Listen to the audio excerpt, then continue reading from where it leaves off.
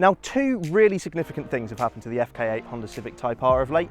Firstly, it's received a host of performance upgrades to make this award-winning hot hatchback even sharper. Secondly, the Type R family has actually grown, with the new Sportline car being introduced as a more road-biased, wingless version of the Type R hot hatchback. And then there's this, the new limited edition, one of just 20 cars in the UK or 700 globally. We got the keys today to find out what makes this the pointed tip of the Type R spear.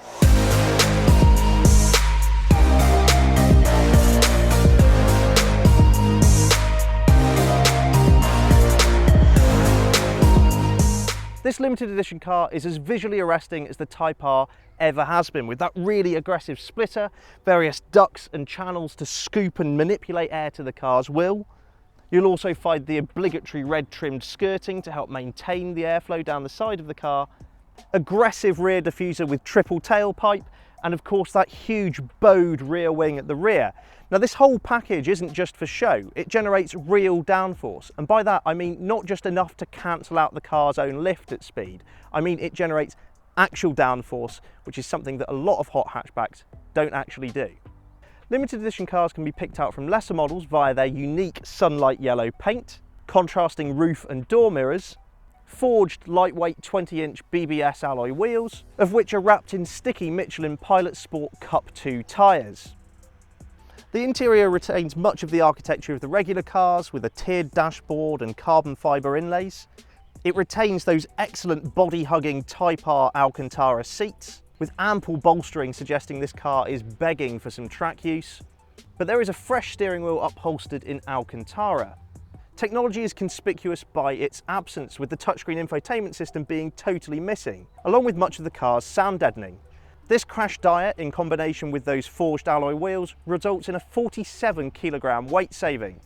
But while this car's heart might live at the racetrack, it still has to do the day-to-day, and that means it'll seat two adults comfortably in the back. The boot has 420 litres at your disposal. But that's the beauty of a true hot hatchback, because it somewhat allows you to have your cake and eat it too. Because after you've dropped the kids to school or done your local run to the supermarket, you can hit the track on a sunny day or your favourite B-road and have the most grin-inducing opportunities. You'll have to excuse the slightly dishevelled state of my hair. I've been wearing a race helmet just before coming on camera, and that's because we've been testing out almost every generation of Honda Civic Type R out here on circuit. And the reason I've been doing that before getting into this limited edition is so I can tell you whether these changes really add up to anything. So first of all, the 2-litre turbocharged VTEC engine, that's unchanged. 316 brake horsepower and 295 pounds-feet of torque, or 306 brake horsepower if you're in America. 0 to 62, again, that's the same, 5.7 seconds, and the top speed remains the same impressive 169 miles per hour.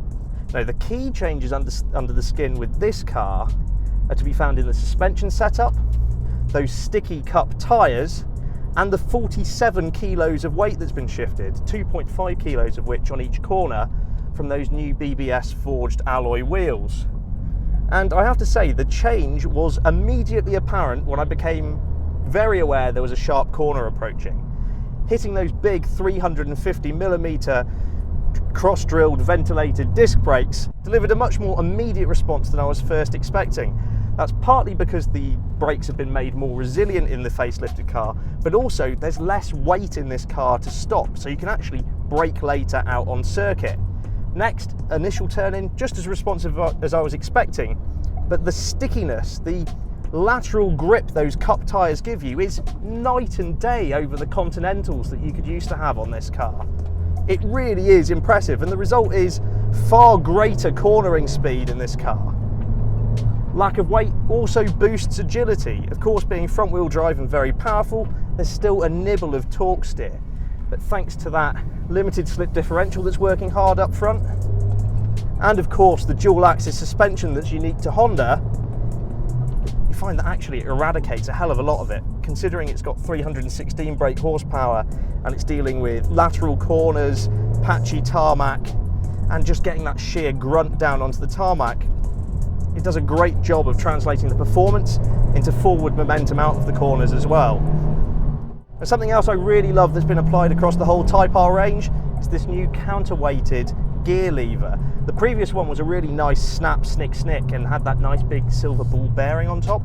This one, with its teardrop shape, it's just a little bit more precise. It's still that nice, really close motion, but you can change with a little bit more confidence that you're not going to get into the wrong gear. It still retains that really great mechanical feeling to it, which makes it so rewarding to use. Enthusiasts, count your blessings that this car is a manual. Whilst this car does miss things like an infotainment system, it retains various elements like the rev matching for the gearbox, which can make the clumsiest of oafs seem like a professional racing driver, though that can be switched off if you really fancy doing the heel and towing yourself, which I'm sure enthusiasts will really admire. But also, it retains the 3 selectable drive modes in the car.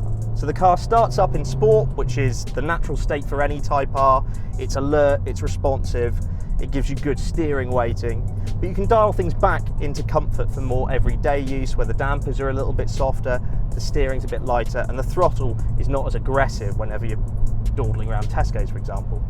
Or you can go to the other end of the spectrum, dial things up to Plus R mode. It applies a new torque map to the engine, which makes everything much, much punchier. I mean, the turbocharged torque of this VTEC engine is brilliant, and as much as we miss the VTEC screamers of old, this new generation is impressive in its own right. You also get stiffer dampers in this mode, weightier steering, and the throttle is at its most alert. It's great. And because it's a Honda, it means that you can take it to a racetrack like this, beat it like a drum all day long, and know you're going to get home without any issues whatsoever. If I'm totally honest, I was a little bit skeptical of the limited edition car whenever I first read about it. Okay, it had some weight saving and some stickier tyres and a bespoke suspension setup, but really how much difference was that going to make? But jumping from the pre-facelift car into a facelift car into the limited edition car, I mean, goodness, it's like it's got a whole different focus to it. The regular Type R is still a great track machine, but this thing just has an extra element of focus to it. I just can't get over the added grip is probably the headline here, followed by just the improvement in braking and how much later you can leave the braking because there's less inertia, there's less weight being thrown around the car. There's definitely less body roll as well. The more I drive this, the more I think it's such a shame that there's only 20 of these cars in the UK. At £39,995, the limited edition is nearly 10 grand more expensive than the regular GT. Though not that that really matters, because every single one of these cars is already spoken for. This hardcore halo of the Type R family was a collector's item before it even started. For more on the Honda Civic Type R, stay tuned to the YouTube channel and YesAuto.com. Head to YesAuto.com for the latest car news and reviews, and don't forget to check us out on social media. We're in all the usual places such as Facebook, Twitter and Instagram. Simply search for YesAuto.